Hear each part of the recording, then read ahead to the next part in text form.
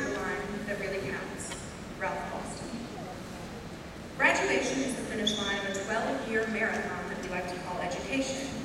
We work for years and years and years in order to cross this line. Some of us feel we need to be first. We're the ones who trained every minute of every day, and we won. We sprinted across the finish line with beaming pride as photographers snapped our pictures and mayors shook our hands. We were praised and we were proud. Then there's the rest of us. We were the milestone runners. We tried as hard as we could, but we weren't real marathoners. We walked most of the way. One way. But we too crossed the finish line.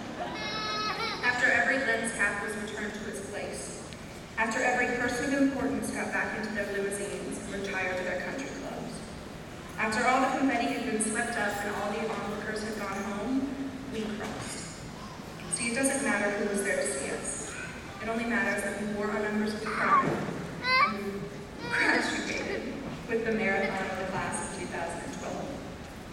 While we crossed this finish line, we're not even close to being done.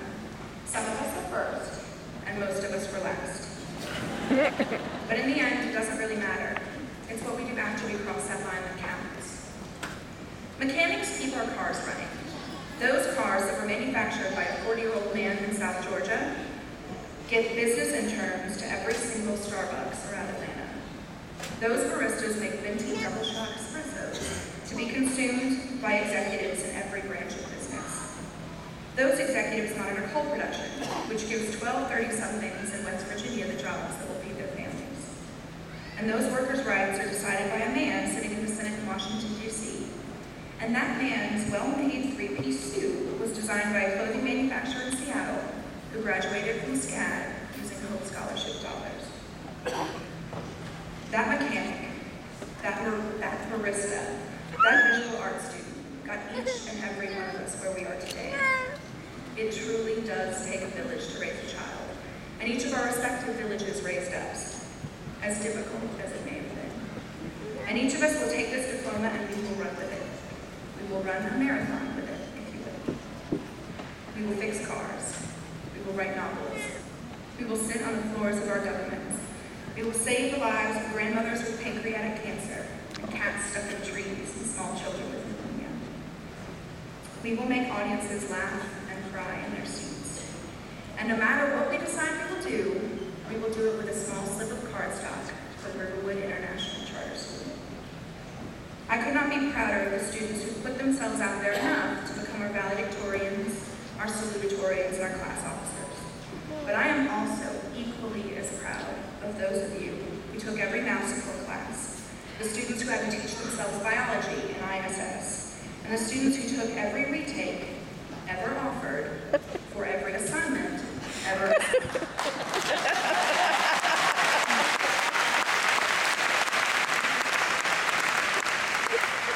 I am proud of us for crossing our own finish lines. I'm proud of us for reaching every single milestone that we set for ourselves. I'm proud of myself to finally be able to stand on the stage in front of all of you as a graduate of Riverwood High School, awaiting my arrival at the University of Mississippi this fall. It's taken me countless recovery assignments. I have begged for that extra 0.3%, and I have asked every year, if I do fail the final, do I still graduate?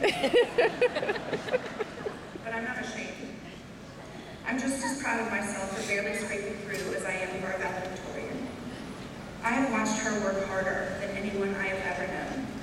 I have been in awe of her as I watched her study. I have held up flashcards for her, and I have cheered with her when she got her scholarships to her dream schools. But I'm equally as proud of every single one of you sitting in front of me. We finally done it, although we may have gotten a little snack along the way. I've gotten so many dress codes I couldn't even get a number. I get detentions for being late, for talking back, and for causing scenes in class.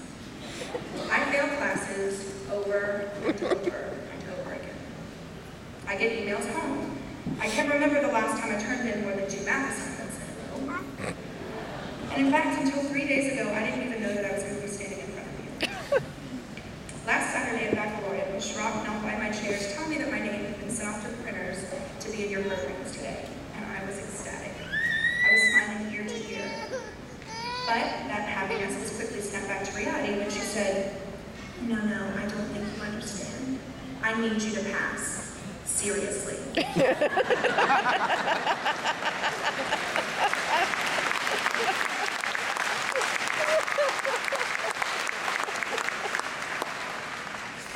Don't embarrass me, Rachel. And I like to think that it didn't. I could not be prouder of what I've done, of what we've done.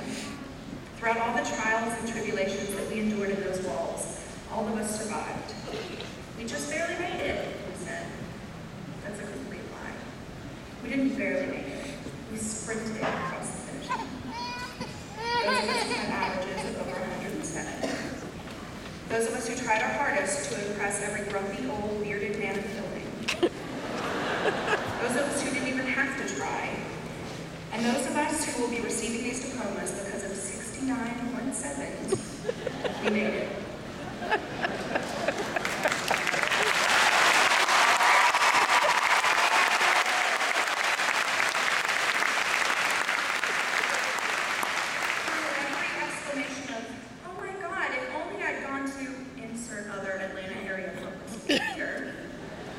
Somehow we ended up graduating with the 300 some odd kids that we're sitting next to right now. We walked one way. We blacked out. We came home. We got eliminated. We drank diet. We got our admit slip signed. Some of us got our admit slip signed. Some of us were planning on Ivy. Some of us decided to go to community. And some of us even planned on living in a van down by the river.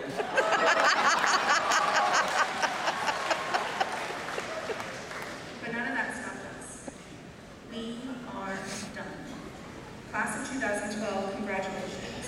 I couldn't be